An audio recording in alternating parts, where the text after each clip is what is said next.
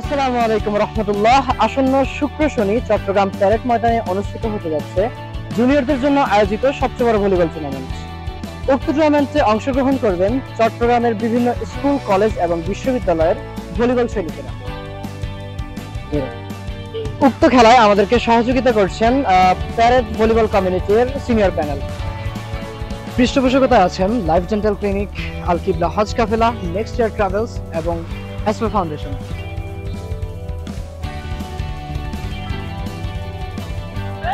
খেলার group stage অনুষ্ঠিত হবে 13 তারিখ সকাল 9টা থেকে বিকাল 5টা এবং নকআউট স্টেজ অনুষ্ঠিত হবে 14 তারিখ একই টাইমে।